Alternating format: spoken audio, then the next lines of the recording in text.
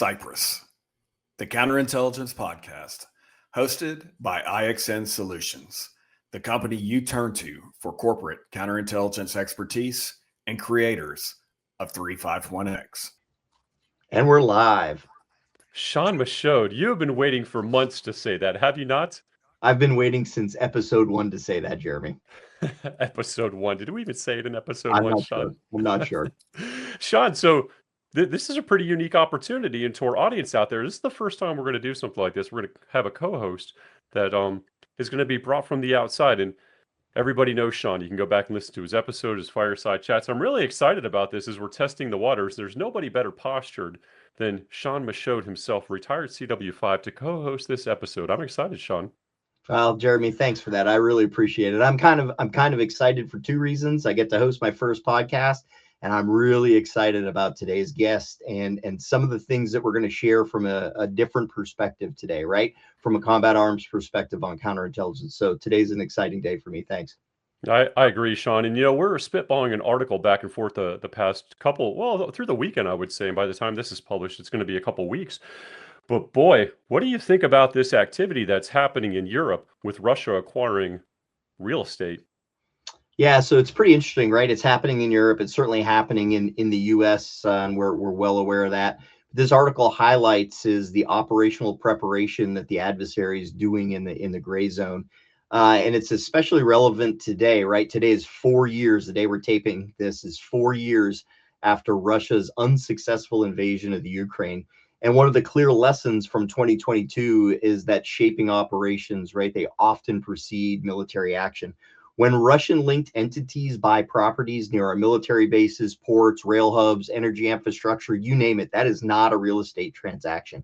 That is access for the adversary.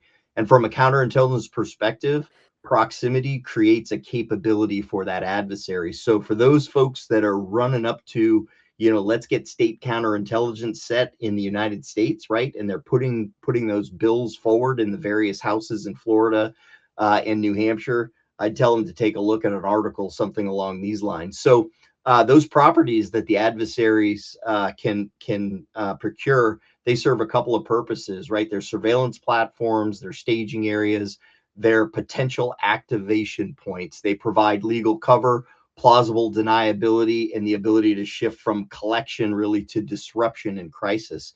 That disruption can be standalone, right? They can use it to intimidate, coerce, destabilize, or it could shape the environment ahead of other military activities or conventional military activities. The strategic challenge here is attribution. Coordinated sabotage or infrastructure disruption is not clear. It may not clearly trigger a NATO's Article 5.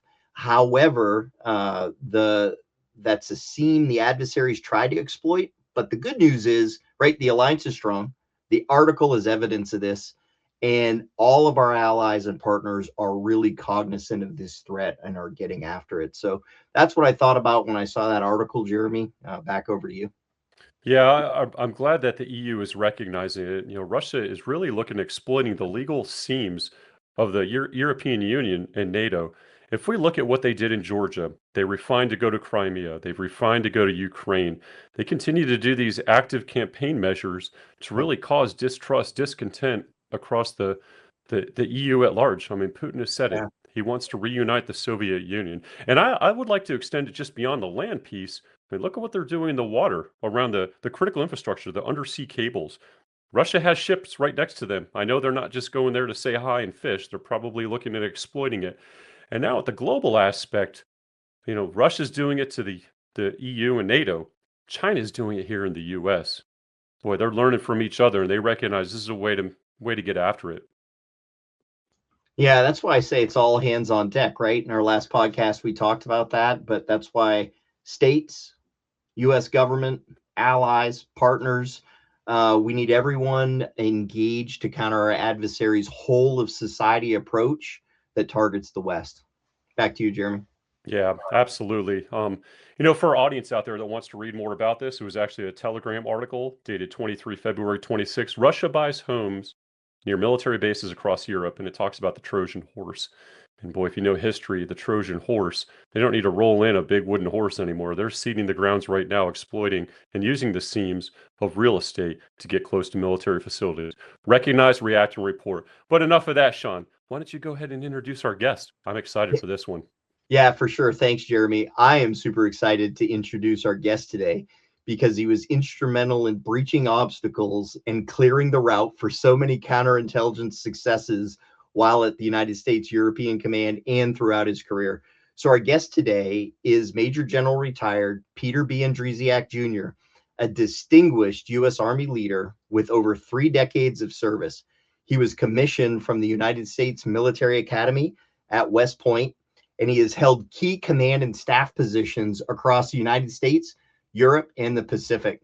His key assignments, they include command of the 20th Engineer Battalion at Fort Hood, command of the 2nd Engineer Brigade in Alaska, and commanding general of U.S. Army, Alaska. He most recently served as the J3, followed by the Chief of Staff for U.S. European Command. His career spans combat, stability operations in Rwanda, Kuwait, Iraq, and Afghanistan. He's led engineer, infantry, army, and joint force formations at every level. Major General Andrysiak holds advanced degrees in civil engineering, environmental and water resource engineering, and national security. He recently retired as a highly decorated U.S. Army officer.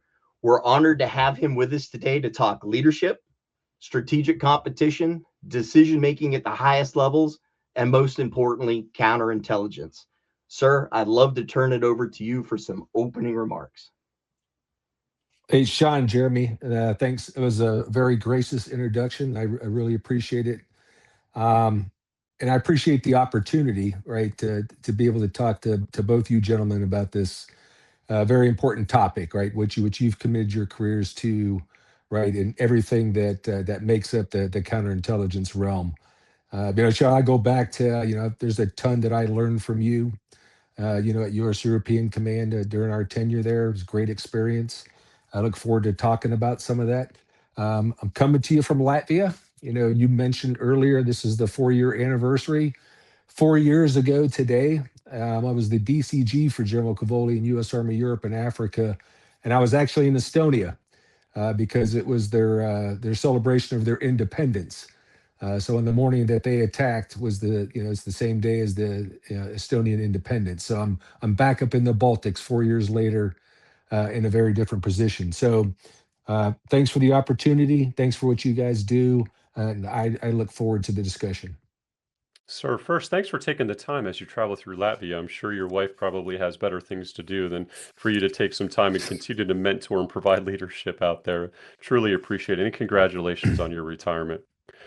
We like to start these off by having our audience just take about 10 minutes, 5 to 10 minutes of just explaining your Army journey, why you chose the Army, why you decided West Point, and then leading all the way up through retirement. Thanks, Jeremy. I can go on for a while about that. So, I am the son. My parents were both European immigrants. My parents grew up in World War II here in Europe. My dad was born in Germany. My mom in Czechoslovakia. My grandfather died in Mauthausen, a concentration camp. So my family was clearly not aligned with the Nazi effort. And after the war, my dad went back to the States. It was sponsored by his sister, lived there in Coos Bay, Oregon, never finished high school, enlisted in the Army, eventually went to OCS. And I'll kind of keep this short. His first assignment was in Stuttgart, Germany as a military police soldier. He was an NCO, and he was working the gate at Kelly Barracks, which is not far from where I live. And that's where he met my mom. But he would go on to OCS, be an infantry officer. My father was my hero.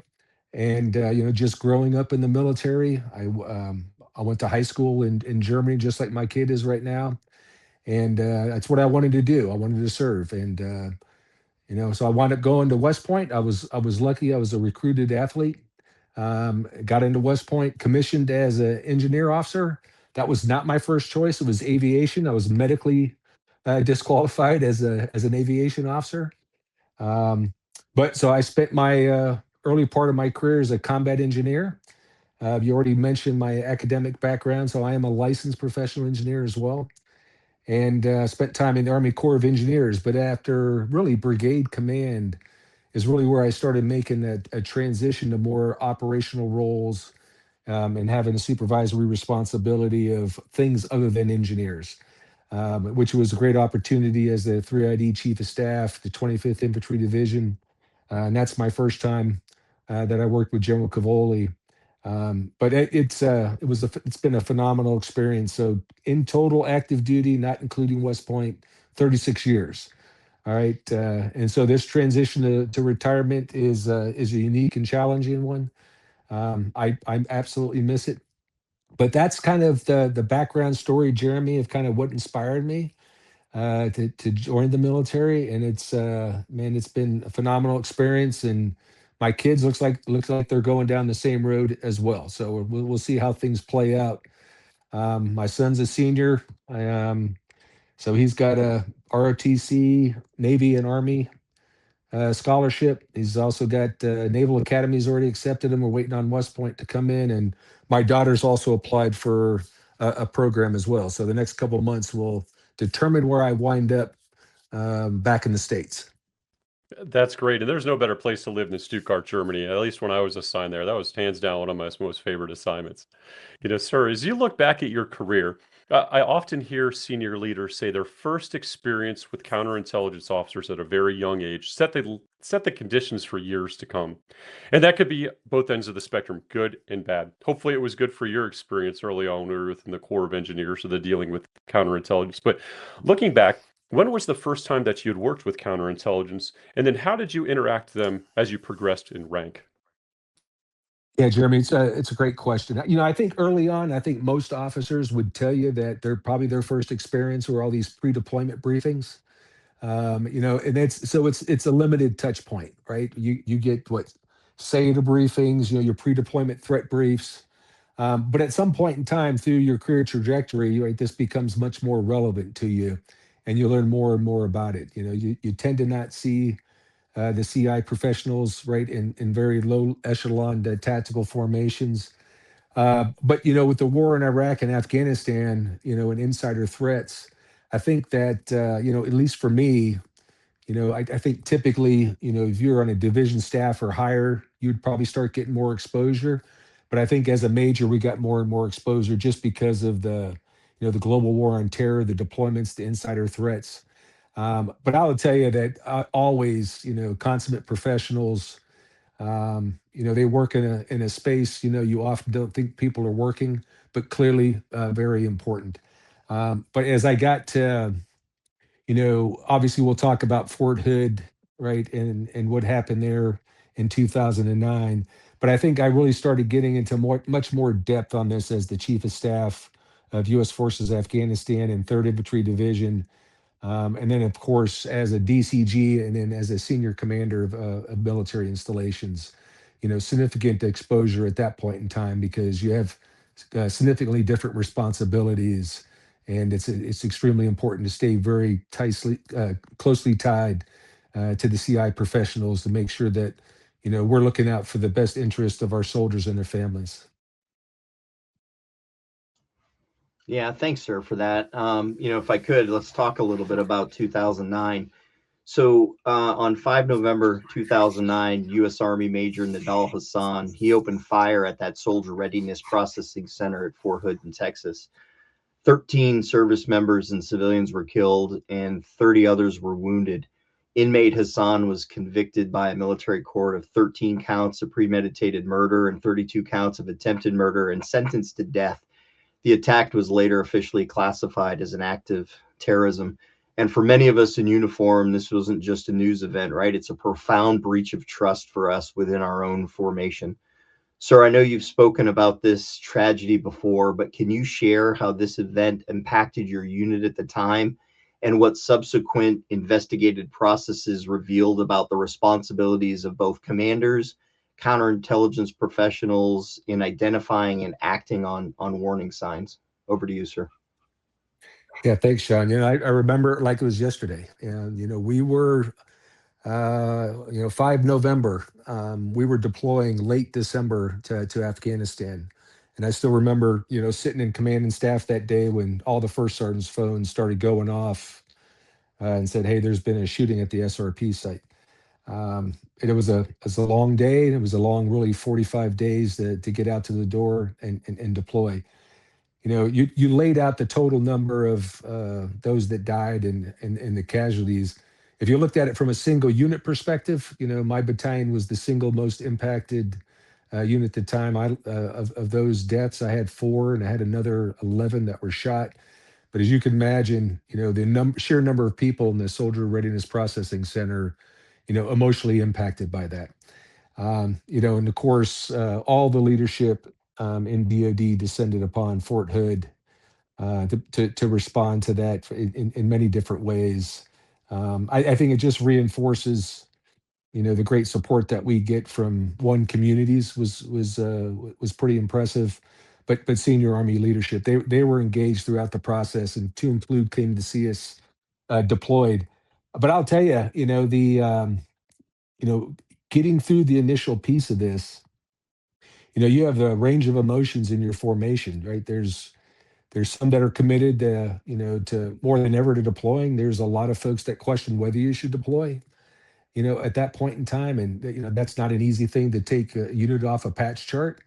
But it took a lot of care and feeding to make sure that, the, mental health of everybody was addressed, that families were taken care of. So you go through the whole gamut of making sure that you properly honor the soldiers in your formation, take care of their families, because some of them had some long-term, physical impacts that they had to deal with. But it created a huge challenge to get us out in the next 45 days, thinking that you had Thanksgiving, the Christmas holidays and block leave. You have some of those things that you got to work through. And but I think what's important is that all your systems that you have in place, if you have good sound systems, you're going to get your units through some very hard times. We were very prepared, for losses in combat, that they came a little bit earlier.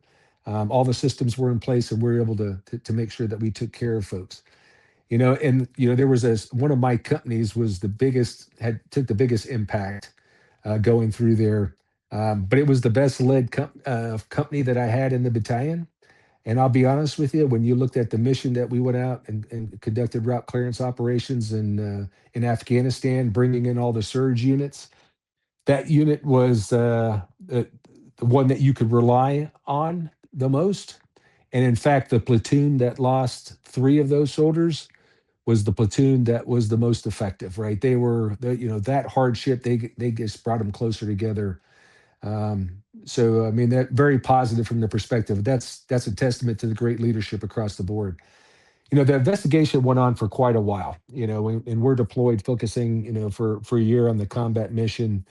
But some of the things, obviously, the details of the investigation, there was federal law enforcement had visibility to this for a period of time, and a number of emails that were exchanged, and that was I think out of San Diego, right? And some of it was shared with the DC office, and the leadership at Fort Hood was never informed of a lot of these concerns that folks had about Major Hassan at the time. So I think there's a breakdown in the coordination and sharing of the information, because obviously it's important to make sure that you're getting it into the formations. But even in the leadership, in the medical side, they had some significant concerns along the way, all the way back to when he was at Walter Reed. And that's where I think there was a little bit of a break, clearly a breakdown in terms of they had genuine concerns. They weren't necessarily acted upon. And like most cases with these things, Shawn, Jeremy, is people see things along the way. And I think it's important that as we see certain things, they got to be brought up. You can't have a culture in your organization where people are afraid to speak. You can't have a culture with commanders where they're afraid to act, because they're either worried about offending someone, or even worse, they're worried about their careers being impacted for bringing something up. And I think where those are probably some of the biggest highlights of that. But it was a significant challenge getting out the door. And it wasn't an easy deployment after that. We took a number of casualties. But I couldn't have been more prouder of the formation that we brought out there and how they responded. But clearly a lot of lessons learned. Now I will tell you that's 2009. I can tell you that I've seen the changes in formations where we've learned those lessons in most cases, right? And we're doing a much greater job, I think, looking internally in our formations to make sure we're taking people and rooting some of these potential insider threats out. Yeah, thank you for that, sir. It's unfortunate tragic events that has to happen before people start to look at fixing processes, fixing coordination. I look at 9/11, the intelligence was there. It was siloed. And I'm glad that the silos were broken down after this tragic event. It is unfortunate. At least there's some good that came out of it when it came into future activities. So Yeah, go ahead, Shawn. You want to I, go? I was going to say, sir, I just took a note on something you said there that I think is amazing that I just want to reiterate for our audience. People need to never be afraid to speak, and commanders can't be afraid to act, right? And all of those things are really contained in our, you called it SAIDA, which I love. That's the old term, subversion and espionage directed against the Army, when we came back in the 80s. But all those things are cemented in the Army and the greater DoD reporting, right? That people are supposed to come forward and talk about all these indicators.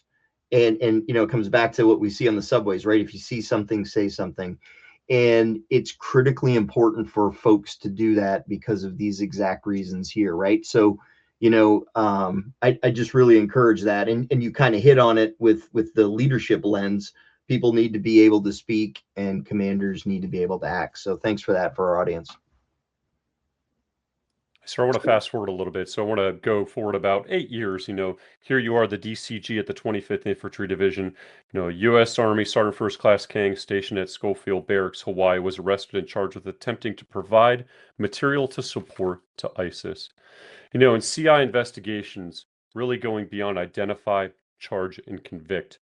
Even to get to that point, they have to understand intent, motive, and all these different things. There are different parts of the intelligence cycles, often revealing what threat actors are trying to do and who they're trying to coordinate with. Sir, this is a two-part question. First, how can counterintelligence effectively communicate with and articulate risk to commanders? So commanders underwrite risk, how you could underwrite that. And how can future commanders think about underwriting risk for when counterintelligence identifies issues within their formations? Yeah, Jeremy, I think that's a great question. I think first and foremost, you have got to have a trusting, productive relationship between the CI professionals and the commanders, and you got to have a commander, right, that is switched on and engaged in this case. You know, uh, Commanders will underwrite risk, but they really got to understand what that risk is. We have various risk management processes that exist in the military. People are probably most familiar with these risk management worksheets that you got to do when you go to a range, but that's not quite the same thing. And I think this is, the commander obviously has the responsibility to protect the formation, protect the intelligence, right? And then from a CI professional standpoint, you're trying to get as much out of the investigation that you can. And I think, I think that dialogue, a regular battle rhythm, right? The CI professional can't show up when there's a problem. You got to have this relationship that exists throughout. I think that you got to have a culture where obviously the commander doesn't have a problem expressing concerns. I think that while CI professionals may be junior in rank, they also need to be able to feel as though that they can speak their piece, right, and communicate that to the commander. And that's that trust in the relationship.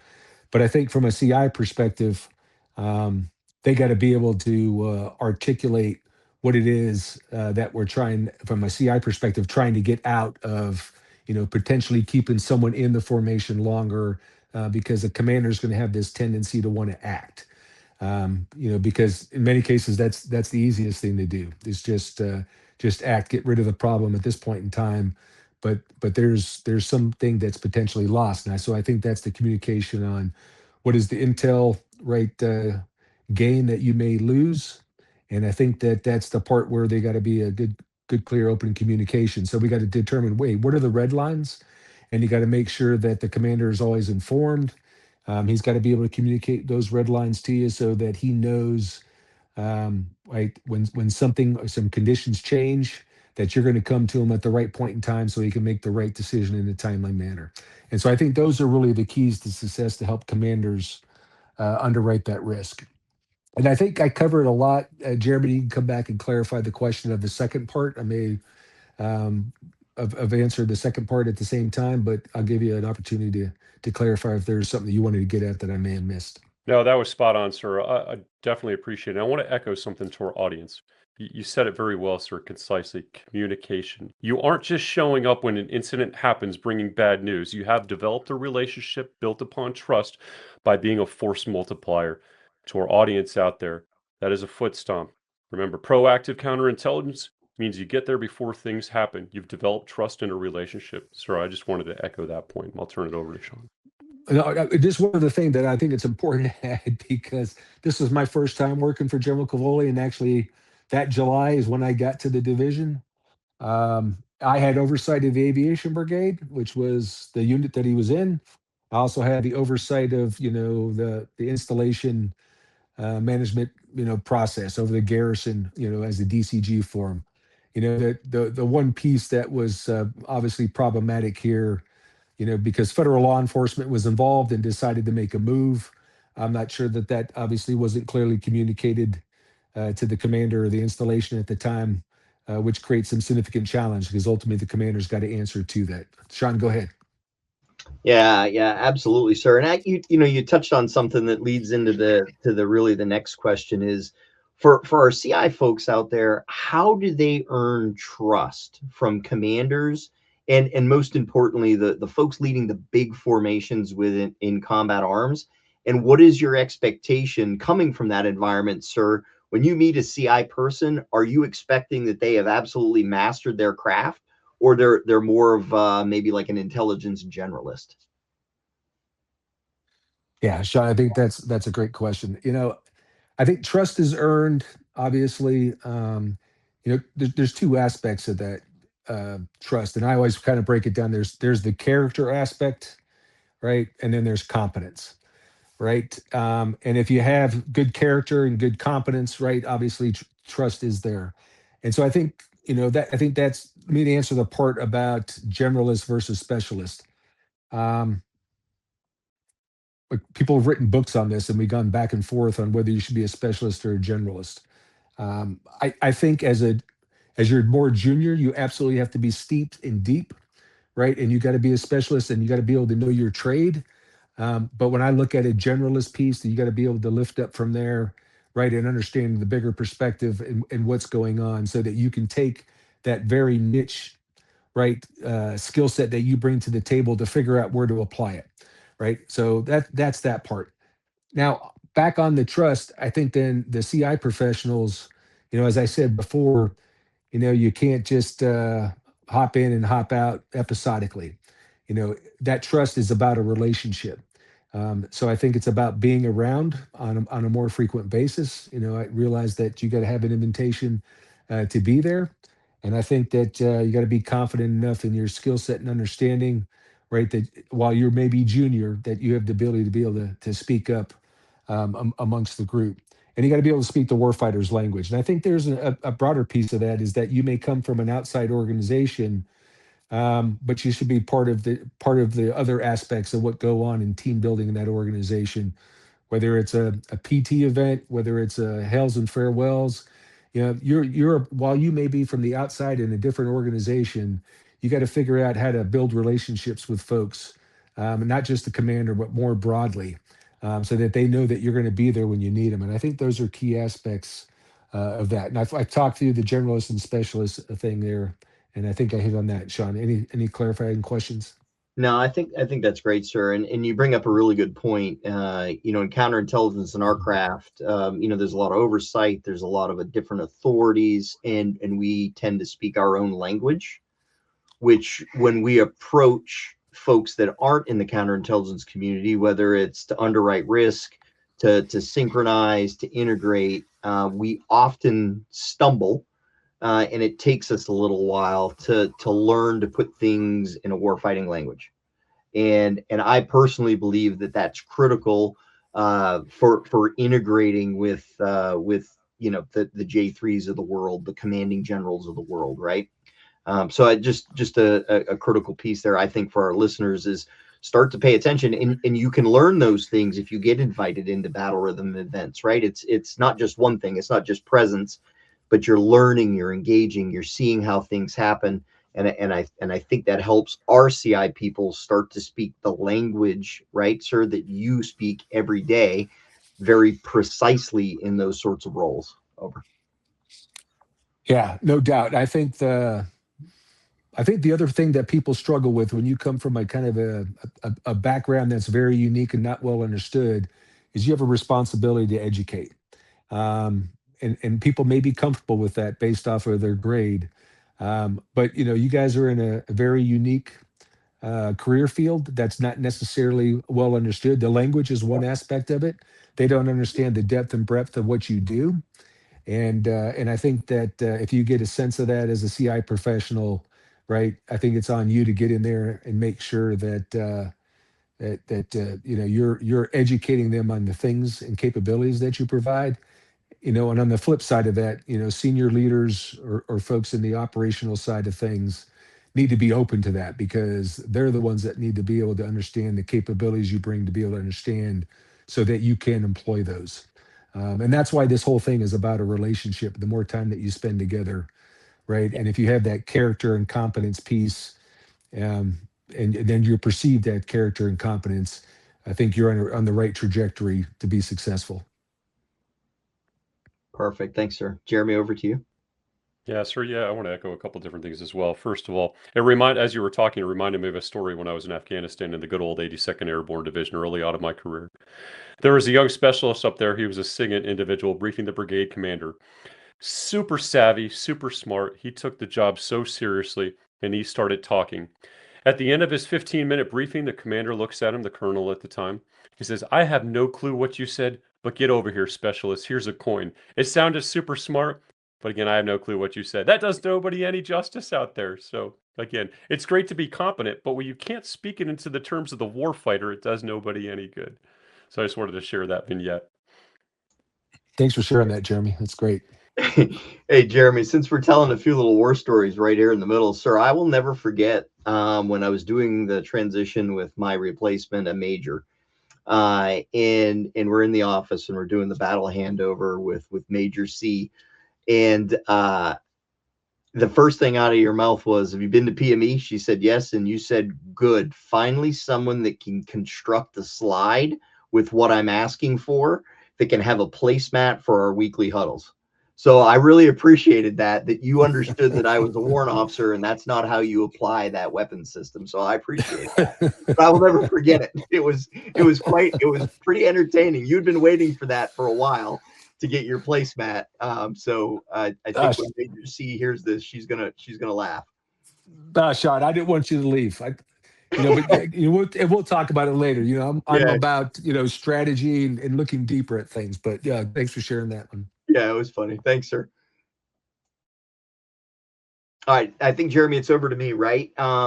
For a scene setter here. So in 2020, U.S. Army counterintelligence and the FBI, they thwarted a planned attack by a guy named Private Meltzer, who was stationed out of the 173rd in Italy. Sir, you might have been just arriving to be the DCG up there in Wiesbaden.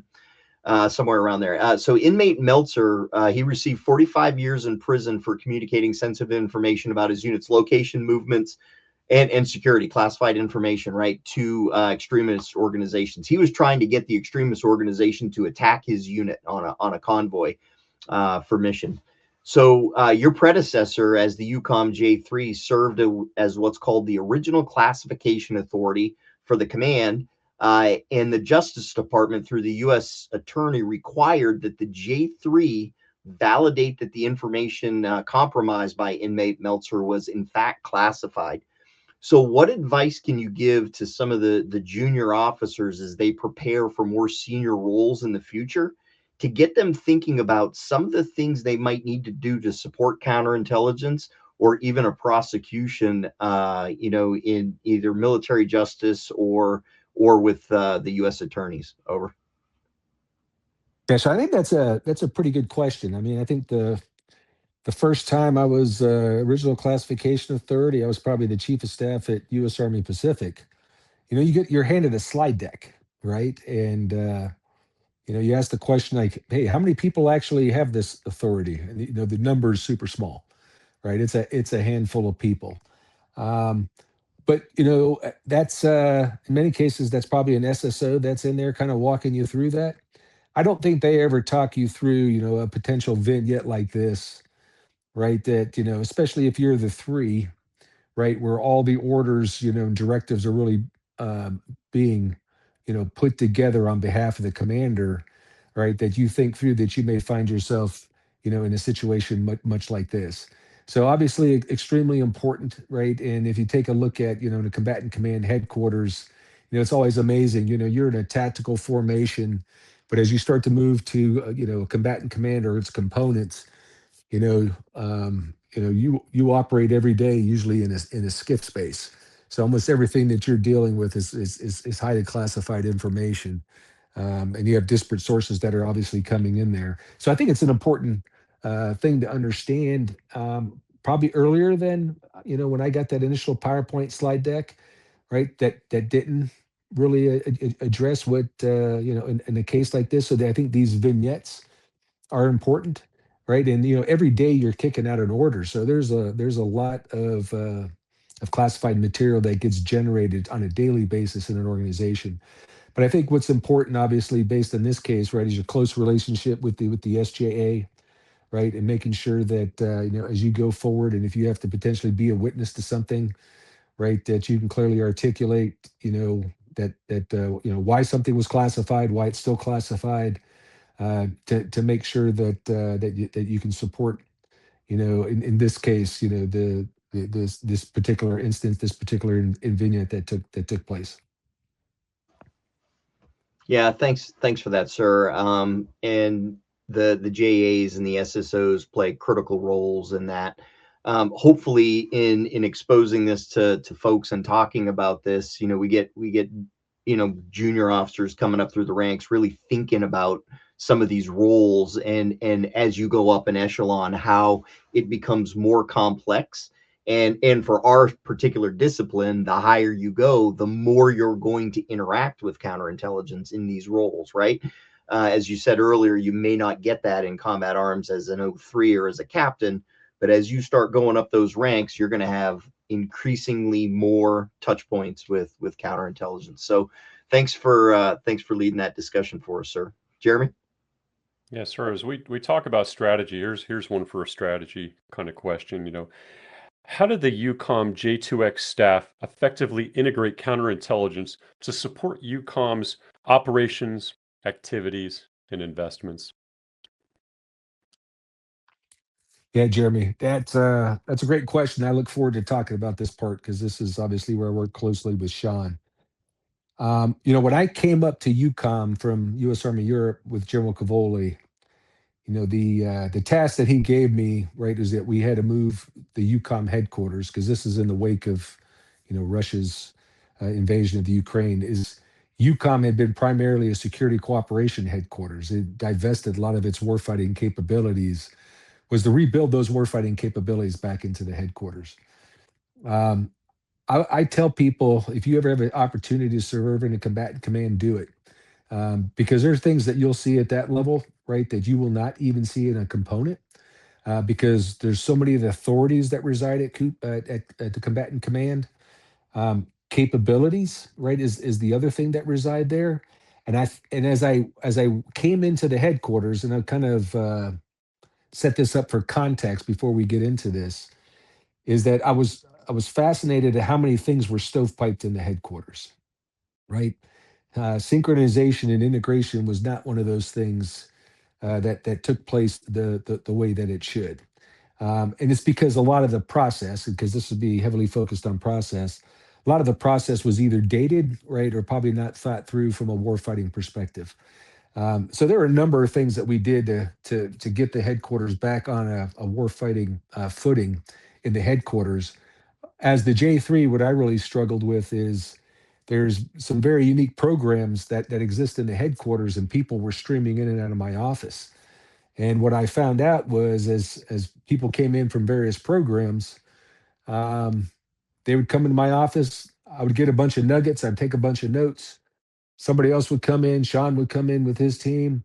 And at some point in time, I realized, like, I'm winding up as the operations officer, the director of operations. I'm the guy that's essentially becoming the integrator of this, and that's not how this should work in the headquarters. I'm one person. And so what we did, and my initial impression of the J2X is they were completely squared away. Right?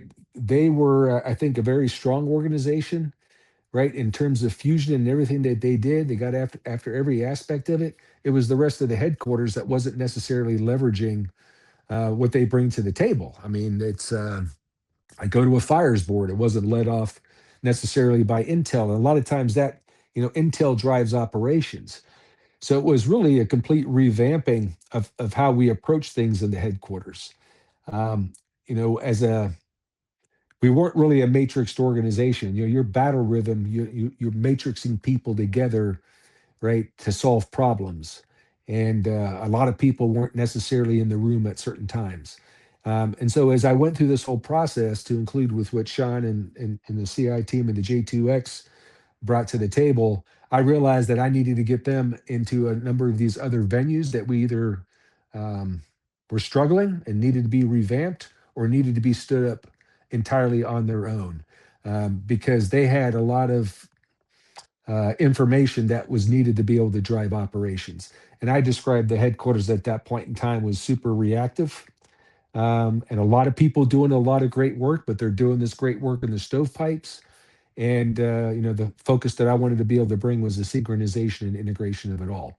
But that's also, my experience with Shawn as they came in, right? Eye-opening in terms of the things that they do. Obviously, we won't talk about those things, but it absolutely needed to be integrated in everything else that we did in the headquarters, right? So whether it was what we do from, you know, um, lethal on lethal targeting on a daily basis, and the campaigning aspect of it, our theater campaign order and how we campaign every day, where operations, activities, and interests, initially was usually us collecting everything components were doing, and it wasn't orchestrated by the combatant command headquarters. So what we had to be able to then do was get the commander's guidance. Where does he want to go? What effects does he want to be able to have? Right.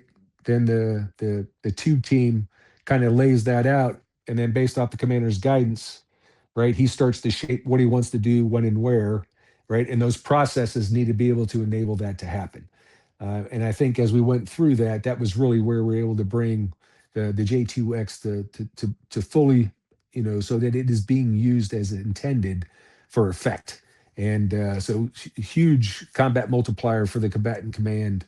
In the course of a year, went from, I think, being more reactive to a much more proactive headquarters that was trying to shape the environment in every aspect, in all domains, getting after the commander's priorities. And I'll pause there because I know it went on for a little while. Maybe some clarifying questions. Yeah, sir. I think what's great is you could show up on any given Wednesday. You knew you had a forum to accomplish something, because the structure existed, and everyone showed up.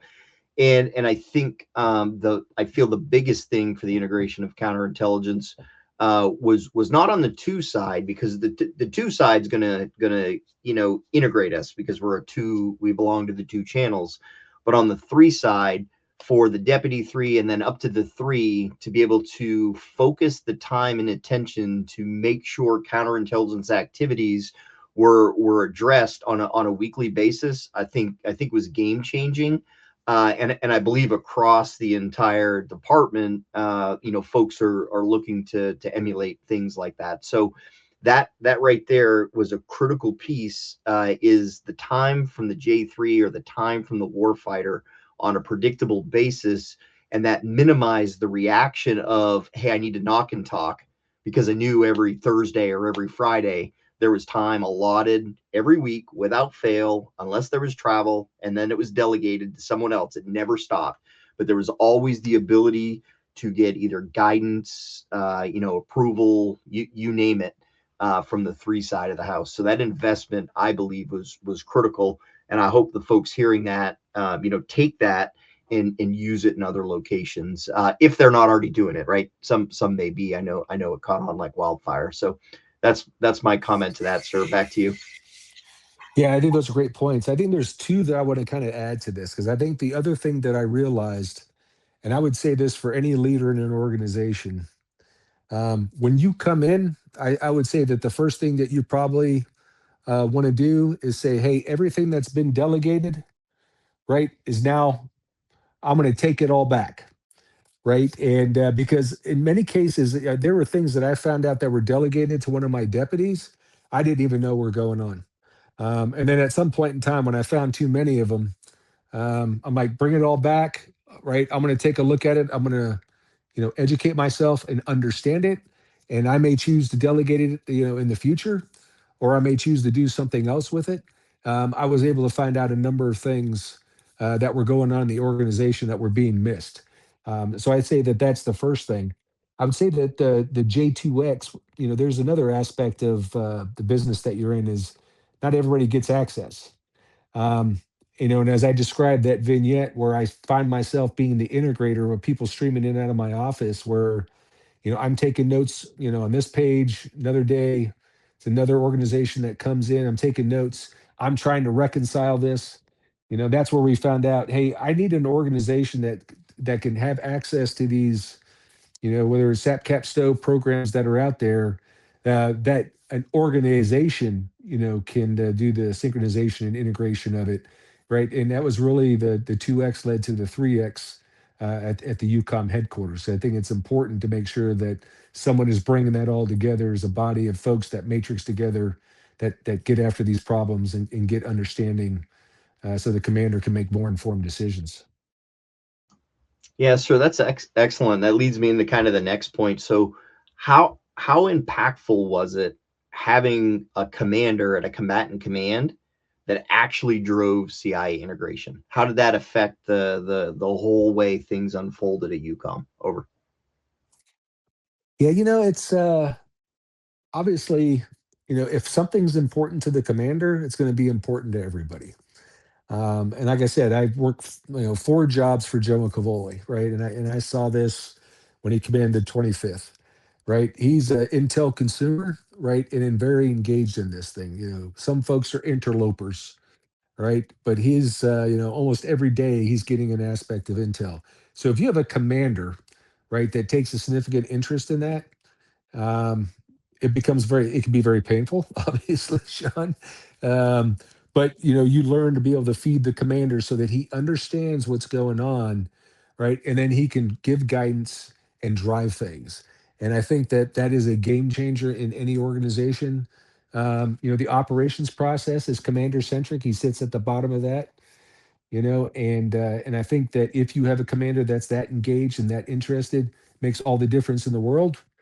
Because in many cases, Shawn, that's one, you're going to get clear guidance, right? You're going to know if you're hitting the mark or not.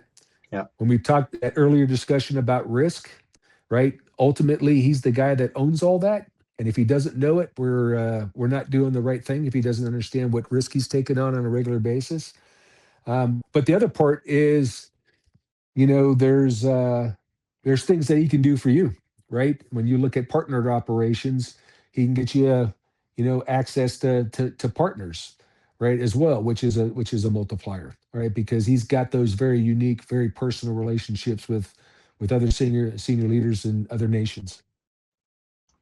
Yeah, I like that, sir. And the integration piece is great from the boss like that. So the first time they're hearing something when there's risk involved or a decision to be made isn't really the first time they've been hearing it. They've been tracking these things. They're understanding these things. You have, battle rhythm and updates. We have a CW5 in our community. I'll just call him Rob.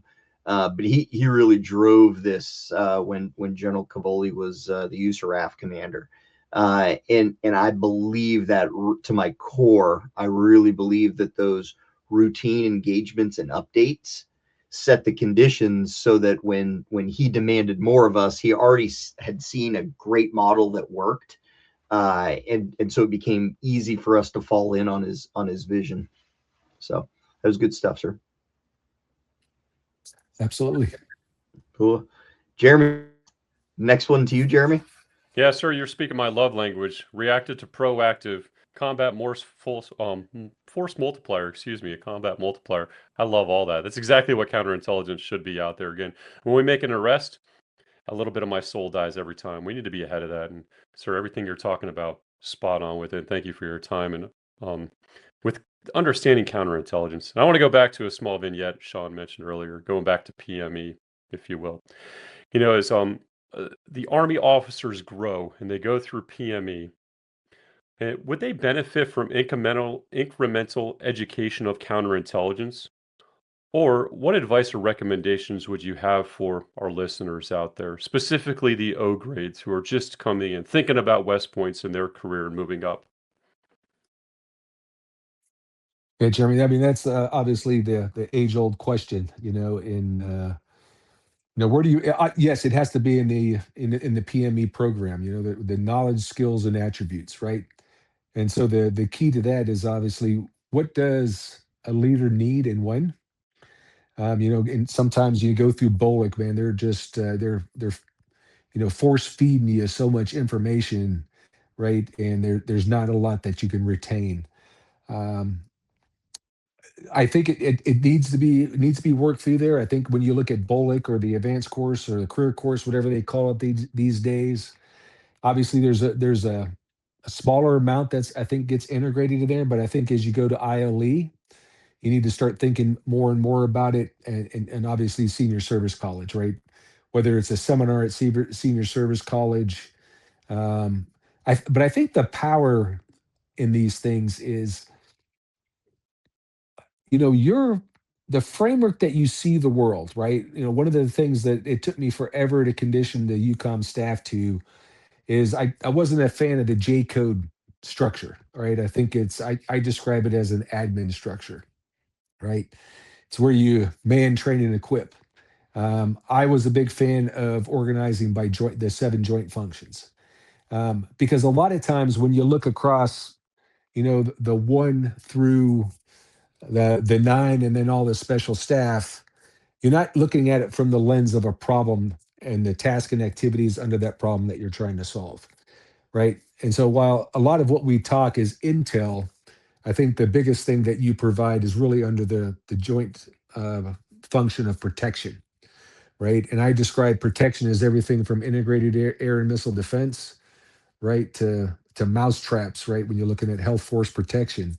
But if you're looking at things through the protection lens, and if you take a look at the article that you guys discussed and ports and everything else, when you look at it through a holistic lens of protection, some of this stuff seems to make much more sense. And I realize you asked me the question about PME, but I think we need to be smart about how we start structuring, some of this PME, because if you don't look at it from a right framework perspective of like the joint functions, right, this is one of those things that would just kind of wind up on the cutting room floor because there's so many other things that people tend to get focused on from an operational perspective, right, and lose the aspect of protection, which I think is so important in what you do for that particular joint function.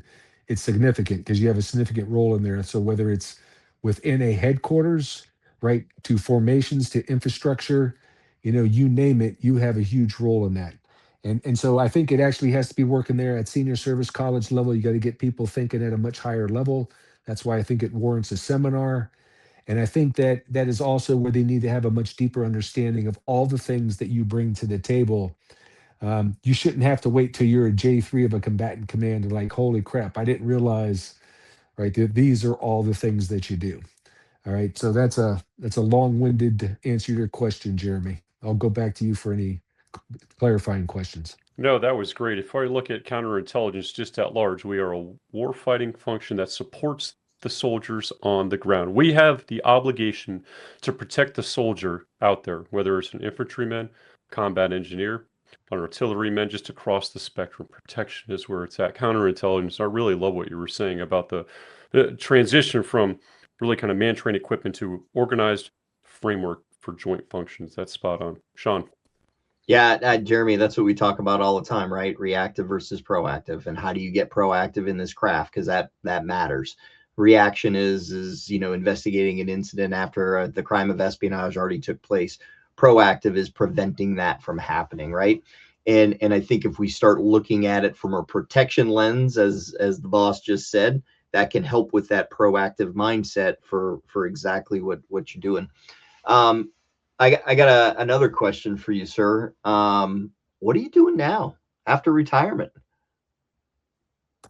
So after retirement, I transitioned about. Then again, remember I told you in July I stepped out of my job to take care of those medical things that I needed to. In October 1, I dropped from the roles, but at the end of the month, I started with Palantir. How Um, outstanding. yeah, so it's a fantastic organization, and Mhm. at UCOM we were a customer Yep. of Palantir for well over a year, and I've been a chief of staff 4 times.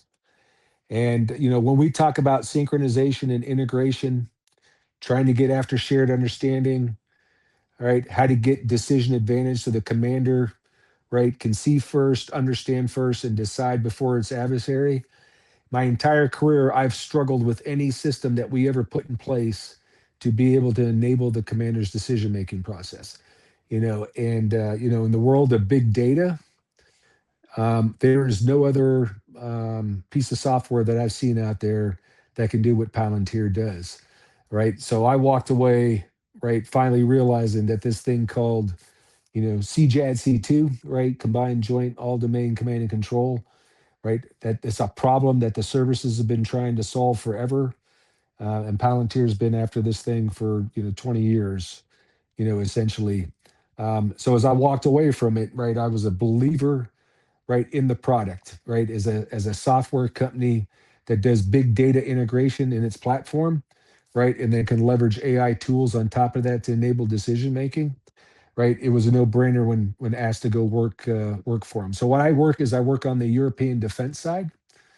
So as you know that well, almost all the combatant commands have transitioned to it. About a year ago, NATO also bought it, right, as their CJAD C2 platform. And we went into a big exercise last year, April, May timeframe, steadfast deterrence, where they're operating on a common platform. And so now I help out with the, NATO's implementation of it, because in UCOM we drove it hard and far. So I help out the NATO C2 side of it. And then I also work Eastern flank countries. So I'm in Latvia. We like the Latvian military, right, to be able to buy the product so that they can do the same thing. And the reality, the real power of this thing is the whole government. The whole government can get on the system, right, where you're pulling in all that data, right, and that they can have a common picture of what's going on, and then they can share that across, the Baltics, have a huge threat across their border and worry about it on a regular basis. If we can get them on a common platform, so that's why I'm with them. I believe in them. Phenomenal organization, and some of the smartest, right, most dedicated, young folks. I'm an old person in this organization, right? It's full of young, energetic, very technically talented folks. It's amazing to be a part of this team. Yeah, that's outstanding, sir. Something you said really, really resonates, right? And that's illuminating information early on or further to the left for decision makers to be able to see it to make decisions. And a key aspect of that, I fundamentally believe, is you can see opportunities earlier. And when you can see opportunities earlier, right, well beyond decisions, that's where you're just becoming more proactive, and you're outmaneuvering and outpacing an adversary. So, congrats on this amazing job with Palantir, and tip of the hat to the organization for all the amazing work that's going on. Second part of that question, sir, as we begin to wind down here, is our audience members are going to listen to this and they're going to wonder, how can I get some mentorship from General Andrysiak? How can they reach out to you if they have any questions or anything they want to talk about? Yeah, Shawn, I'm absolutely open to that. I think the easiest way to get in contact with me is just look me up on LinkedIn, right, and send me a message, right. Connect with me, send me a message, and I'll get back to you. I'd be glad to talk to anybody that has more questions. Yeah, outstanding. Jeremy, I know we're coming up on time here and we're looking to close. Do you have any final comments? And then I'd like to turn it over to the boss to see if he has any closing I comments. just have one final question, sir, and this one was not on our prepping you the agenda, so well, that's all right. Whatever. Snowboarding or skiing? I've come to hear that you snowboard, and you're on the episode with two skiers. Yeah, snowboarding. It's I love it. I picked up surfing in Hawaii, and when I commanded Alaska, the second, as the U.S. Army Alaska commander, heck, my son was in middle school at the time, picked it up, and I was like, hey, this is an opportunity to do something with him. But I'll tell you, it's not. So I just caution you. When you're in your 50s and you start snowboarding, it can be tough, right? Because you got to go through the phase of catching an edge, which is usually you catch an edge and you hit your head is the next thing that hits the ground. But I got through that, Jeremy, and I will tell you, I was skiing since I was in high school. I was never comfortable going some places on a set of skis. I'd go anywhere on a snowboard, right? So I'm 100% an advocate for snowboarding, right? It's amazing being out there, and it's a whole lot of fun once you get past the edge aspect of the learning process. I've made that transition from snow to snowboard or skiing to snowboarding a couple different times. That edge keeps me away and returns to skiing because I'm much more comfortable on skis. But you're in a great location to go ahead and ski some fantastic terrain. It's fairly close. Yeah, absolutely. I love it. That's great. So, sir, any final comments before we close out? Now, I think first, guys, is thanks, right? Thanks for what you're doing, right? Because we moved on to a different phase of our life, but there's still more that we have to provide, to those that are still out there. Especially if you can get them younger, the better. If you can illuminate some of these topics and help them understand. So thanks for what you're doing, and then thanks for the opportunity to be a part of it. Look, I would tell other folks that out there, you don't even have to be a commander for this. If you don't know who, right, your CI team is that supports your unit, I'd go find them. There's a lot of things when you talk about being a specialist or being a generalist. In the end, right, to lead at senior levels, right, as I said before, you gotta be a specialist in your field, and then you're gonna have to be able to move on with being a generalist, and you're gonna have to become comfortable with not having that depth of knowledge. Early on, you can be really deep and really good at what you do, but as you become much more senior, you got to have much more breadth. You're going to have less depth, and you're going to have to rely on other people much more, and that's why trust becomes so important. But you also can't go through it blind. You got to be able to understand who those folks are. You got to be able to invest in them, let them educate you, much like Shawn educated me. Um, the CI professionals bring a whole bunch of capability to the organization, and I think we're negligent, right, if we're not bringing them to the table, right, developing and bringing them along and giving them access, and learning from them, right. And I think that's a key piece of this thing. So, and that's true of any other organization, right, that brings a unique capability in the military as well. I think if we're going down the road and pushing them off to the side because you don't have time for them, shame on you, right? So kudos to you, the CI professionals, and everything you do, and thanks again for the opportunity to sit down with you gentlemen tonight. Yeah, sir. Thank you very much. Thanks for taking your time to influence and lead counterintelligence professionals today beyond retirement, right? And especially coming from someone in combat arms, we don't get that access and opportunity to really discuss these topics when we're stovepiped in our CI channels. Occasionally we get it when we go out to the joint force and be able to serve, but on a day-to-day basis, we don't get it. So thank you for taking the time. Thank you for your distinguished service, your strategic vision at U.S. European Command, and your amazing leadership when it mattered most. So it was great to reconnect today, sir. Thank you again, and hope to see you out there in the future. Thanks, guys. I appreciate it. Yeah, sir, just to echo the same thing. Thank you for your time. Safe travels out there in Latvia to a fantastic 36 years of service, your dedication through your career, your leadership from the bottom of my heart. Thank you for taking the time to share your journey and continue to mentor the future force. Thanks, Jeremy. And Shawn, I can't let this unsaid. Thank you. We had a couple of different firsts today. One being a combat arms GO. Thank you, sir, again for coming on board. A second, Shawn, you co-hosted. It was Another fun. first. You did Yeah, great. thanks. It was fun. I appreciate it. For our audience out there, if you don't know Shawn Michaud, you probably have been in a cave somewhere for several decades, but it's time to come out of that cave. Check him out on LinkedIn, or better yet, follow Three Gimbals. They do some great things over there. To the rest of our audience out there, check out our YouTube channel. It's brand new. Like and subscribe to it. And remember, recognize, react, and report. Until next time, thanks for giving us a listen.